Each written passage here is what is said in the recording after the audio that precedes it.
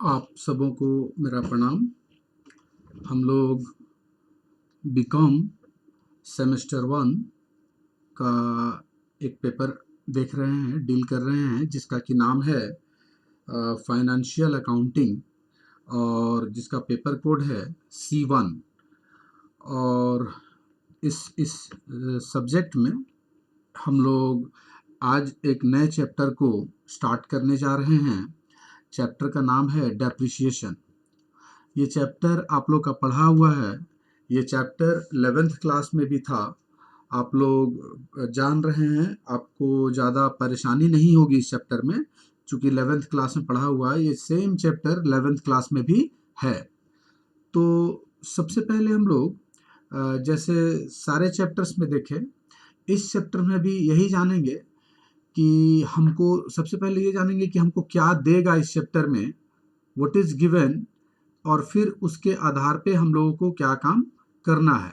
तो डेप्रिसिएशन जो चैप्टर है, इसमें सबसे पहले हम ये जान रहे हैं कि हमको क्या देगा। अब हम स्टूडेंट बन गए हैं, हम ये जानने का प्रयास कर रहे हैं कि हमको इस चैप्टर में क्या देगा। तो आपको देगा परचेज एंड सेल, खरीद बिक्री। किसका?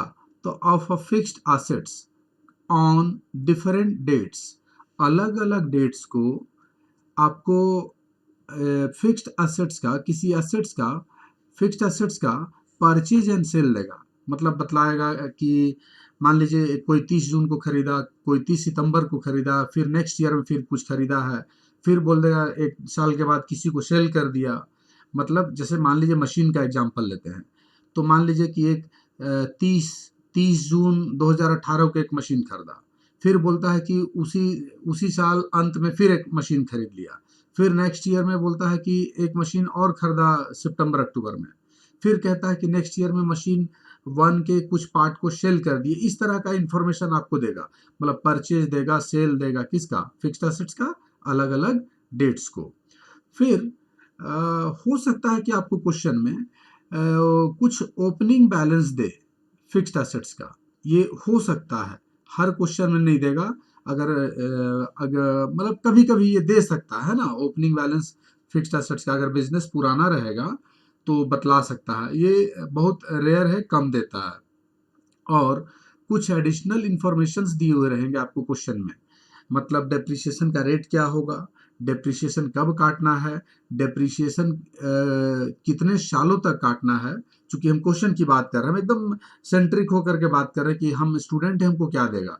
तो समझ गए यहाँ तक बात में? क्या देगा हर क्वेश्चन में? खरीद बिक्री देगा किसी एक फिक्स्ड एसेट्स का, अलग अलग डेट को, कुछ ओपनिंग बैलेंस दे सकता है, और कुछ एडिशनल इंफॉर्मेशन रहेगा।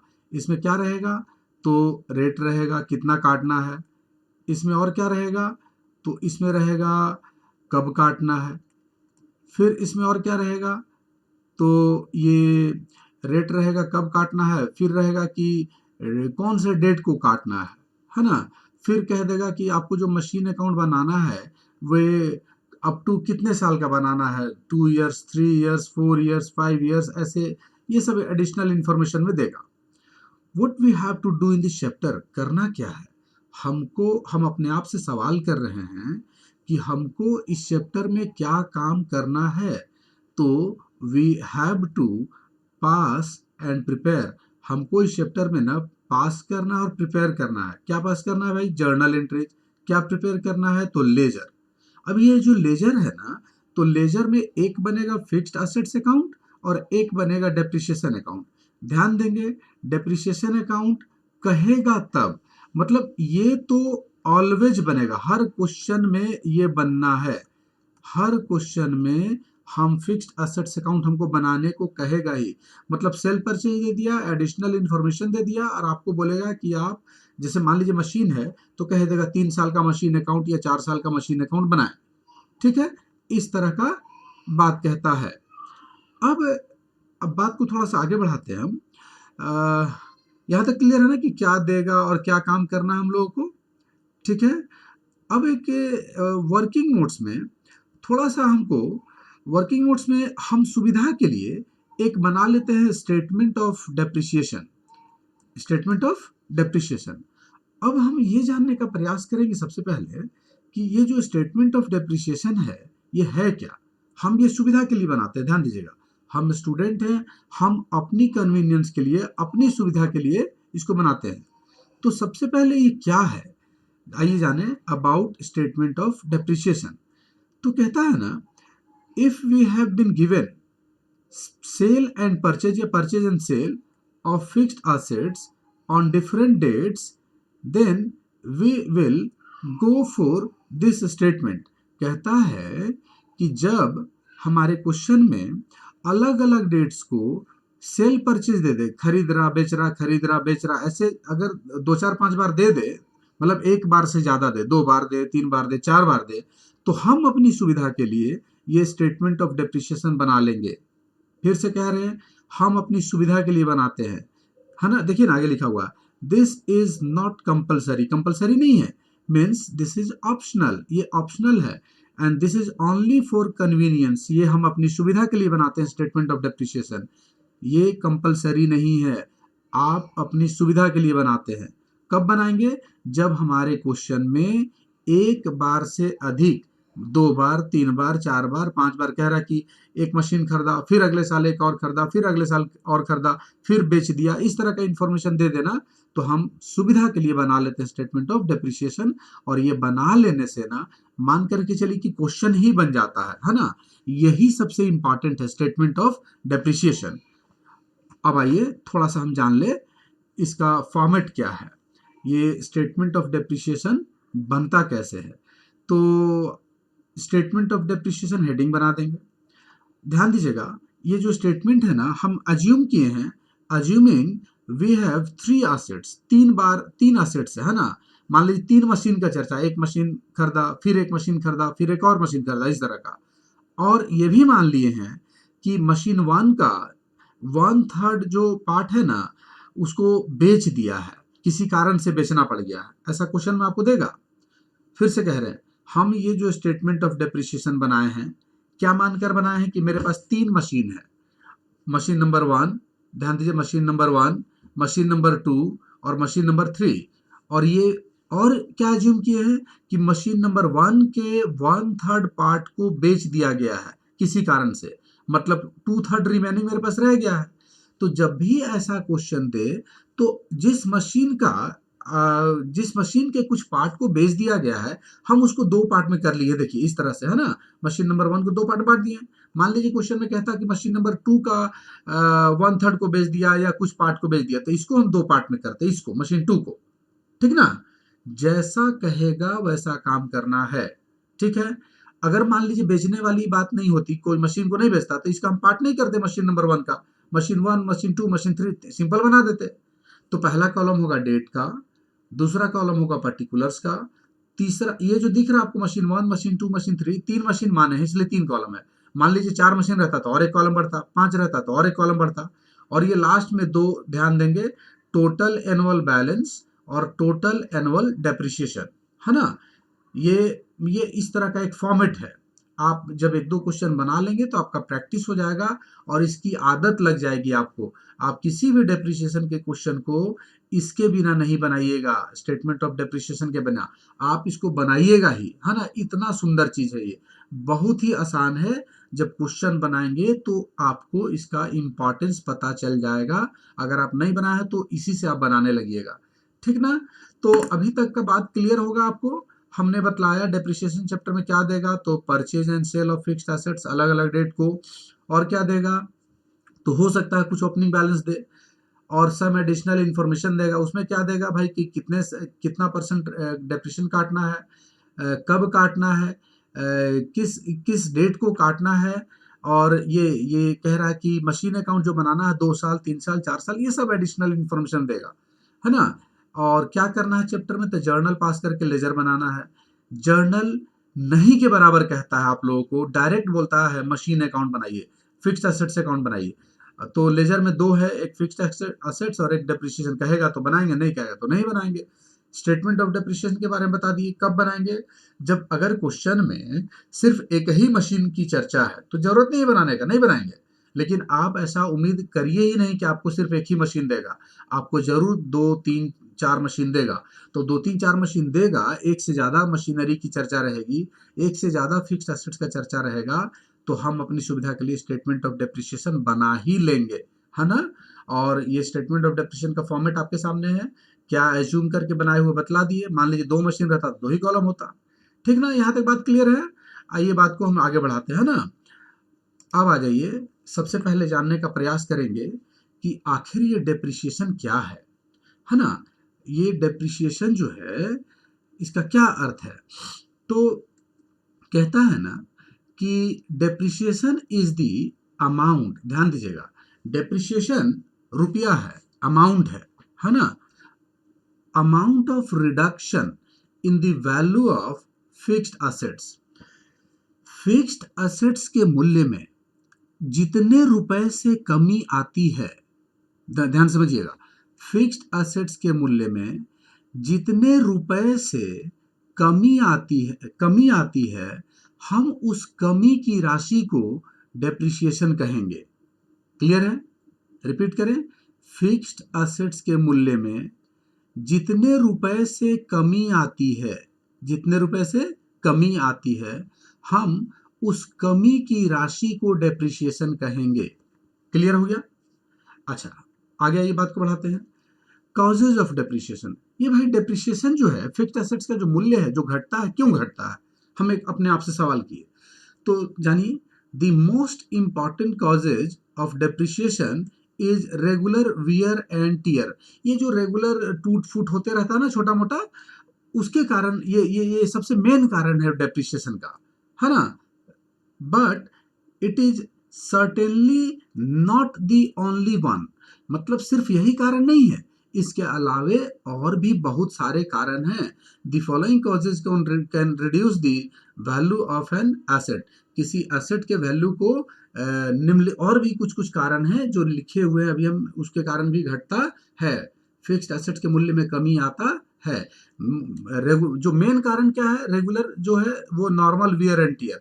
उसके अलावा क्या है देखिए, तो बोलता है यूज ऑफ एसेट। आप एसेट को यूज करिएगा तो स्वाभाविक है डेप्रिसिएशन होगा।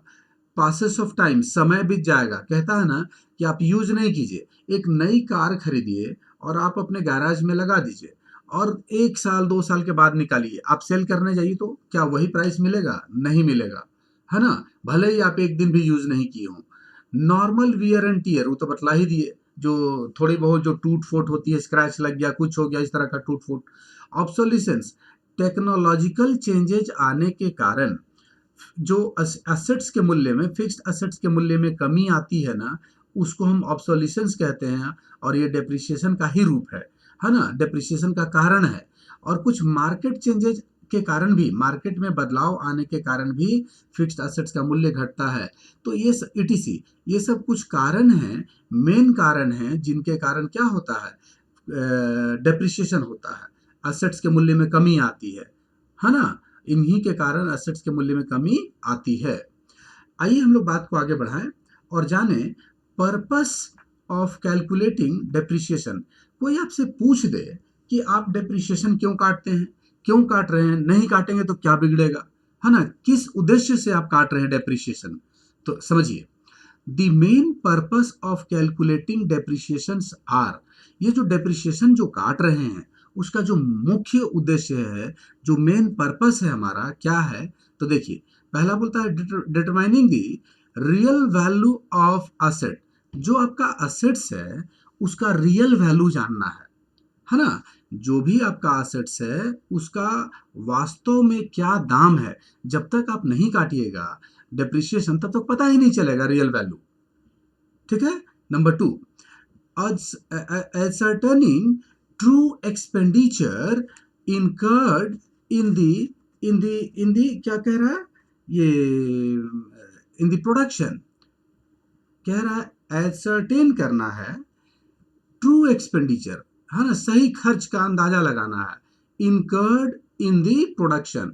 ये जो प्रोडक्शन में जो सही सही खर्चा आया, जो वास्तव में कितने रुपए का खर्च आया, इस खर्च को एसर्टेन के लिए, एसर्टेन करने के लिए, जानने के लिए भी डेप्रिसिएशन काटते हैं। अगर आप डेप्रिसिएशन नहीं काटिएगा तो क्या रियल कॉस्ट ऑफ प्रोडक्शन पता चल जाएगा? नहीं पता चलेगा। आपको डेप्रिसिएशन काट के वहां पे चार्ज करना पड़ेगा, है ना, नहीं तो आपको फिगर मिसलीडिंग आएगा, है ना, प्रोडक्शन कॉस्ट पता ही नहीं चलेगा।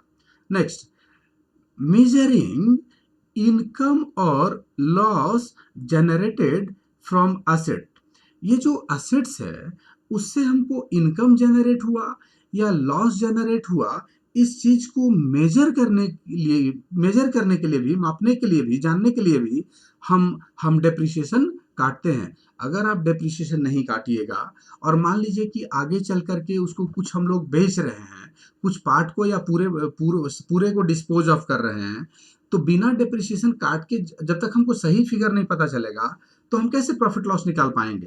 तो अगर आप चाह रहे हैं कि मान लीजिए 5 साल, 7 साल, 8 साल, 10 साल के बाद आप किसी चीज को बेच रहे हैं, किसी एसेट को बेच रहे हैं, तो 10 साल के बाद जो एसेट को बेच रहे हैं, तो बेचने से फाइनली आपको इनकम हुआ कि लॉस हुआ, इस बात को अगर आप जानना चाहते हैं तो भी आपको डेप्रिसिएशन काटना पड़ेगा। और नेक्स्ट क्या है? Availing tax benefits and deductions. ध्यान दीजिएगा, ये बहुत बड़ा पॉइंट है। आप बिजनेसमैन मान लीजिए अपने आप को, आप बिजनेसमैन हैं, आप आपको जो प्रॉफिट होगा उस पर सरकार आपसे टैक्स लेगी।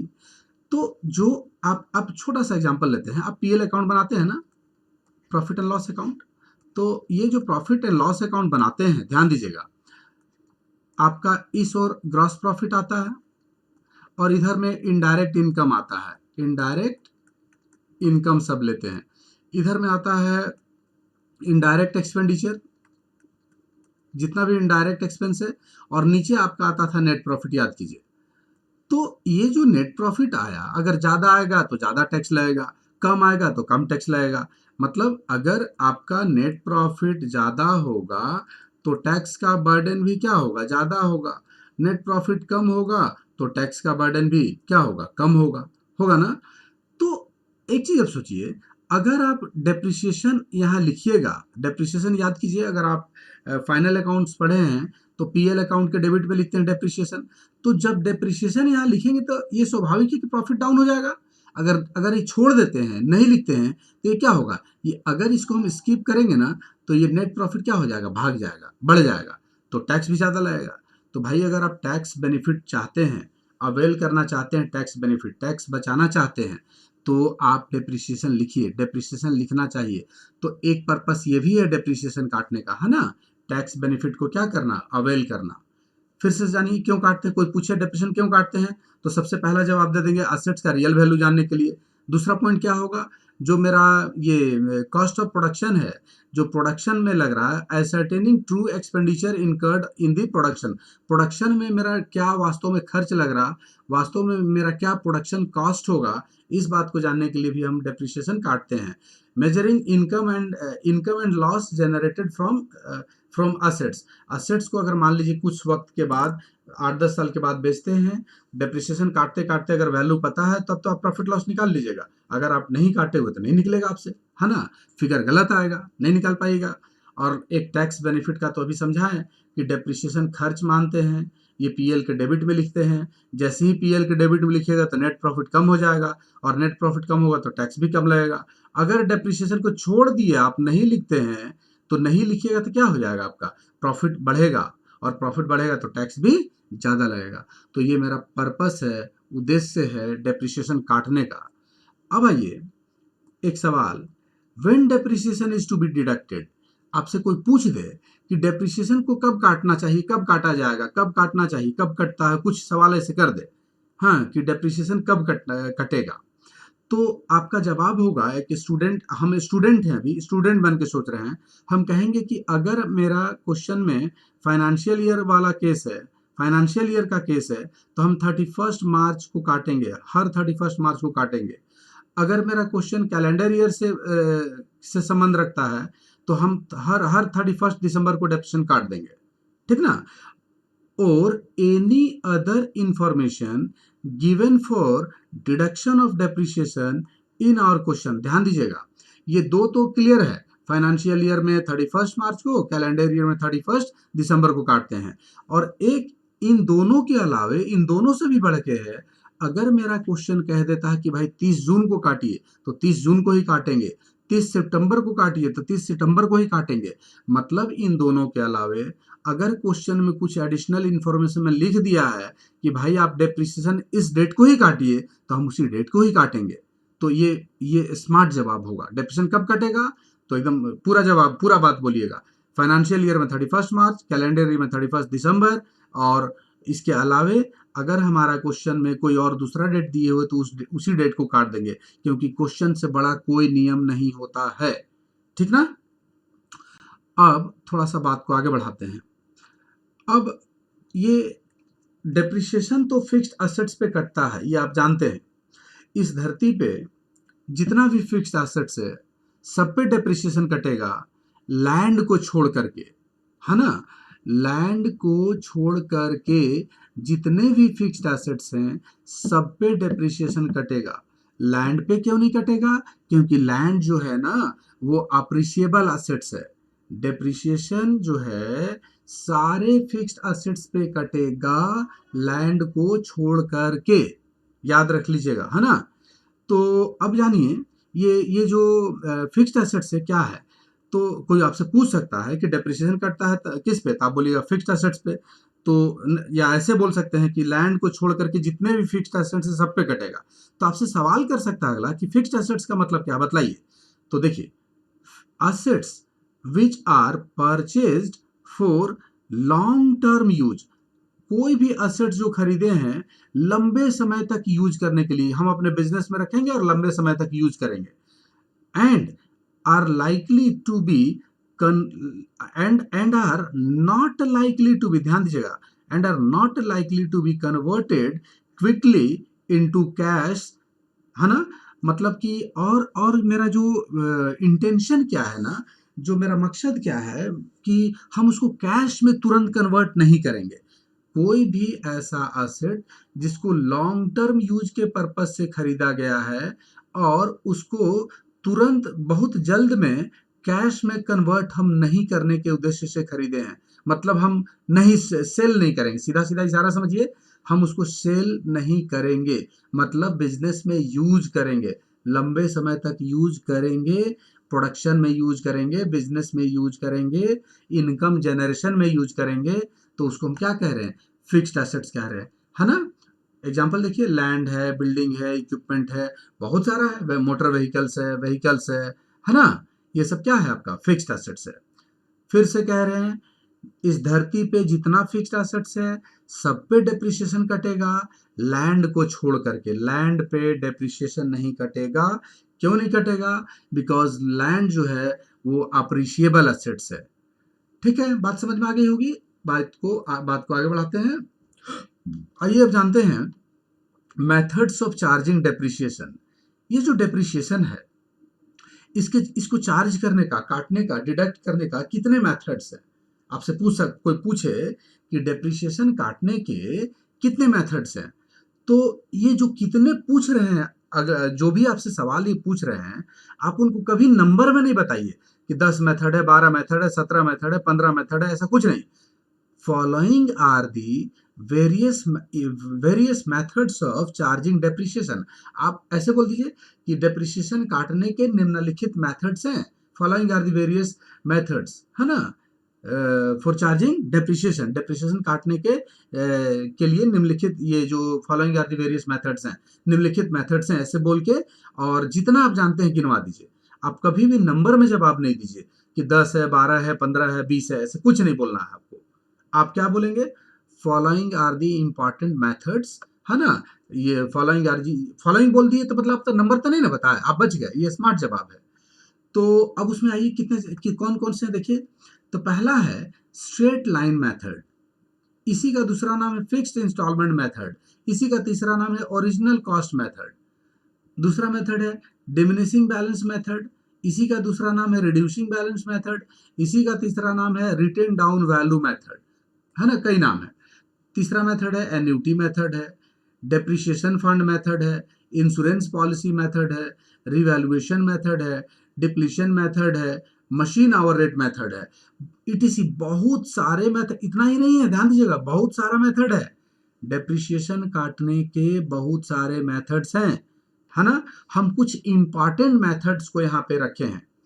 अब ये जो इम्पॉर्टेंट जो है, इनमें से जो आपका बीकॉम सेमेस्टर 1 या 12 का जो सिलेबस है आपका, उसमें ध्यान दीजिए, ये सिर्फ पहला और दूसरा को ही रखा है लोग। हाँ, आपका जो सिलेबस है ना, लिख दिया है सीबीसीएस पैटर्न में कि ये जो स्ट्रेट लाइन मेथड है और डिमिनिशिंग बैलेंस मेथड है, यही दोनों पढ़ना है। ये बाकी आगे का है ही नहीं, नहीं है। क्वेश्चंस हैं लेकिन आपको पढ़ना नहीं है। तो ठीक है, देखते हैं, पहले ये इन दोनों को खत्म करते हैं, पहला और दूसरा मेथड को। उसके बाद हम लोग, अगर वक्त बचेगा, अगर देखेंगे, जैसा भी सिचुएशन रहेगा, टाइम रहेगा हम लोग के पास, तो हम लोग आगे के मेथड्स को भी देख लेंगे। भारी नहीं है, एकदम भारी नहीं है।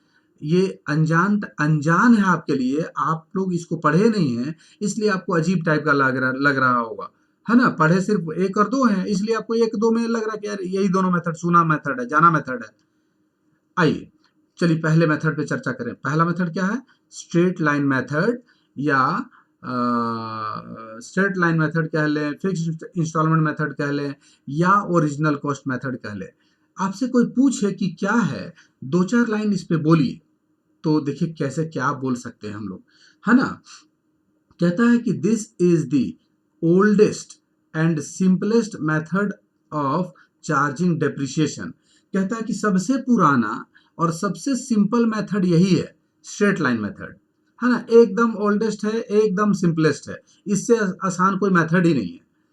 The life of the asset is estimated and depreciation is written off equally over the life of the asset। इसमें होता क्या है ना, असेट का लाइफ को अंदाजा लगा लिया जाता है, और जो जो असेट का लाइफ का अंदाजा लगा ली, उसके बाद इक्वल लाइफ में बांट दिया जाता है।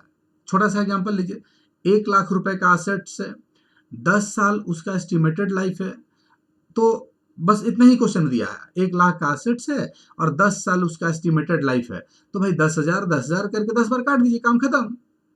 The amount of depreciation is such that the book value of the asset is reduced to 0 at the end of the life of the asset।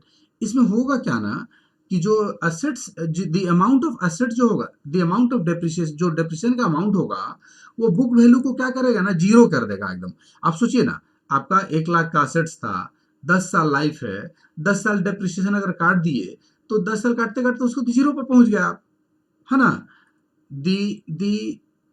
The amount of depreciation is calculated as follows। Depreciation कैसे निकलेगा, ध्यान दीजिएगा, formula देखिए। जो amount of depreciation कैसे निकलेगा, जो original cost है उसमें से आपको घटा देना है रेसिडिवल या स्क्रैप वैल्यू। ये क्वेश्चन में देगा, दिया तो ठीक, नहीं दिया तो नील मानेंगे। होगा ही, लोहा लकड़ का चीज है, लोहा है, वो गायब थोड़ी हो जाएगा जी। मान लीजिए 10 साल ही लाइफ है, मान लीजिए हम एक अपना कार खरीदें, उसका लाइफ 15 साल है, तो क्या 15 साल के बाद मेरा कार गायब हो जाएगा? ऐसा थोड़ी है, कुछ तो स्क्रैप वैल्यू मिलेगा। तो 15 साल के बाद जो मेरा कार का जो वैल्यू होगा, जो होगा 5,000, 10,000, 20,000, उसको हम स्क्रैप वैल्यू कहेंगे, है ना। तो ये क्वेश्चन में देगा, प्रैक्टिकल लाइफ में तो रहेगा, क्वेश्चन में दे या ना दे अलग बात है। और उसको डिवाइड करना, ध्यान दीजिएगा, डिवाइड करना है किससे, तो एस्टिमेटेड लाइफ से डिवाइड करना, ध्यान दीजिएगा, estimated useful life of the asset. ठीक है, बात को समझिए। जो असेट्स का दाम था उसमें से आपको घटा देना है क्या चीज, उसमें से आपको घटा देना है स्क्रैप वैल्यू। मान लीजिए ना कि 1,10,000 रुपए का मेरा असेट्स था, और एक स्कूटी लिए 1,10,000 रुपए में, और कहता है कि भाई उसका लाइफ 10 साल ही है, मान लीजिए, और 10 साल के बाद 10,000 रुपया उसका वैल्यू हो जाएगा, ऐसे कह रहा। तो भाई 1,10,000 रुपये हम यहाँ कॉस्ट लिख लिए, स्क्रैप वैल्यू अगर 10,000 दिया तो 10,000 घटा दिए, तो 1 लाख आ गया। और लाइफ मान लीजिए 10 ईयर्स है, तो नीचे लिख दिए 10, अपने कटपिट के आंसर आ जाएगा, 10,000 रुपया आएगा। रेट ऑफ डेप्रिसिएशन, रेट कैसे निकलेगा, तो ध्यान दीजिएगा, रेट ऑफ डेप्रिसिएशन निकालने का फॉर्मूला क्या है, अमाउंट ऑफ डेप्रिसिएशन को डिवाइड करना है किससे, कॉस्ट से, और जो फिगर आएगा उसको 100 से गुना कर दीजिए तो निकल जाएगा परसेंटेज कि कितना परसेंट हम डेप्रिसिएशन कट रहा है ना। देखिए अमाउंट ऑफ डेप्रिसिएशन का ये जो इस तरह से एक लैंग्वेज में लिखा हुआ है, original cost minus scrap value divided by estimated useful life, तो ये अमाउंट निकलेगा। परसेंटेज कैसे निकलेगा, तो जो अमाउंट ऑफ डेप्रिसिएशन है 100 से मल्टीप्लाई कर दीजिए, कॉस्ट से डिवाइड कर दीजिए, तो ये आपका निकल जाएगा कितना प्रतिशत हम डेप्रिसिएशन काट रहे हैं उस एसेट्स पे। इस मेथड के कुछ एडवांटेज हैं, डिसएडवांटेज हैं, इसको हम लोग रहने देते हैं, ये ज़्यादा थ्योरी हो जाएगा, आप लोग बोर हो जाइएगा। आइए दूसरा मेथड समझते हैं। एक चीज ध्यान दीजिएगा, स्ट्रेट लाइन मेथड में हर साल डेप्रिसिएशन का अमाउंट क्या होगा, सेम होगा। ध्यान दीजिएगा, हर साल डेप्रिसिएशन का अमाउंट सेम होगा। अब आइए दूसरा, ये आपका है डिमिनिशिंग बैलेंस मेथड या रिड्यूसिंग बैलेंस मेथड या रिटेन डाउन वैल्यू मेथड, कई नाम है। ये क्या है, यही दोनों पढ़ना है, सिर्फ यही दो चर्चा करेंगे हम लोग। In this method depreciation is charged at a fixed percentage, ये क्वेश्चन में देगा कि कितना परसेंट आपको डेप्रिसिएशन काटना है, on the reducing balance of the asset every year over the useful life of the assets. मतलब कह रहा ना कि डेप्रिसिएशन जो कटेगा एक फिक्स परसेंटेज दे देगा क्वेश्चन में, और रिड्यूसिंग बैलेंस पे कटेगा, जो भी रिड्यूसिंग बैलेंस बचा हुआ है कटते कटते जो बचेगा उस पे काटते जाना है। The amount of depreciation goes on decreasing every year। इस मेथड से जब आप डेप्रिसिएशन काटिएगा किसी एक पर्टिकुलर असेट्स पे, तो हर साल डेप्रिसिएशन का अमाउंट देखिएगा ना वो घटते जाएगा, है ना, घटना ही घटना है। This method is very useful for plant and machinery where additions and extensions take place every often. मतलब अक्सर देखा जाता है ना, अक्सर जो एडिशन हो रहा है, एक्सटेंशन हो रहा है, देखिए प्लांट, मान लीजिए एक फैक्ट्री है, प्लांट एंड मशीनरी वहां पे है, तो उसमें अक्सर देखा जाता है कुछ एडिशन हो रहा है, एक्सटेंशन हो रहा है, अक्सर होता है। तो जब इस तरह का हो प्लांट एंड मशीनरी में, तो यहाँ पे कहता है ना कि ये मेथड यूजफुल हो जाता है ना। इस मेथड के भी कुछ एडवांटेज डिसएडवांटेज हैं, तो ये रहने देते हैं, ये थ्योरी ज्यादा हो जाएगा आप लोगों के लिए। तो मेरी बात लग रहा है समझ में आ गई होगी। और ये ये एक बार इस पेज में वापस आते हैं, ध्यान दीजिएगा। हम आज अभी आपको बतलाए कि क्या देगा, क्या काम करना है। वर्किंग नोट्स में स्टेटमेंट ऑफ डेप्रिसिएशन बनाना है, स्टेटमेंट ऑफ डेप्रिसिएशन का फॉर्मेट बतला दिए कैसे बनेगा। फिर हम आपको बतलाए कि डेप्रिसिएशन आखिर है क्या, है ना। फिर डेप्रिसिएशन के बाद बतला दिया आपको क्यों काटते हैं डेप्रिसिएशन, कारण बतला दिए। फिर किन कारणों से डेप्रिसिएशन होता है ये बताएं। फिर बतला दिए उद्देश्य क्या है काटने का, किस उद्देश्य से काटते हैं। फिर बतलाए हम आपको कि डेप्रिसिएशन जो है ना कब कटेगा, कब काटना चाहिए, और एक बतला दिए एसेट्स का मतलब। फिर आपको बतलाए हम मेथड्स ऑफ चार्जिंग डेप्रिसिएशन, जिसमें दो मेरे लिए इंपॉर्टेंट है। तो ये आज ना हम थ्योरी पार्ट को इसका हम देख लिए। आज के इस लेक्चर में हम यहीं पे स्टॉप करेंगे। नेक्स्ट लेक्चर में हम ध्यान दीजिएगा, हम जो इम्पॉर्टेंट है जर्नल एंट्री जानना चाहेंगे, और लेजर देखेंगे कैसे बनता है, फिक्स्ड एसेट्स का अकाउंट कैसे बनता है ना। फिर उसके बाद देखते हैं क्या होगा। तो नेक्स्ट लेक्चर में हम लोग जर्नल और लेजर स्टार्ट करेंगे। उम्मीद है कि मेरी बात आप लोगों को समझ में आ गई होगी। लाइव बने रहने के लिए आप लोगों को थैंक्स, और प्लीज चैनल को सब्सक्राइब कर लीजिए ताकि नोटिफिकेशन आपको मिलता रहे। लाइक करें अगर आपको मेरी बात समझ में आती है तो, और अगर नहीं समझ में आ रहा तो कमेंट बॉक्स में लिखिए, फोन करें, मेरा फोन नंबर आपको दिया हुआ है। आप सबों को लाइव बने रहने के लिए धन्यवाद।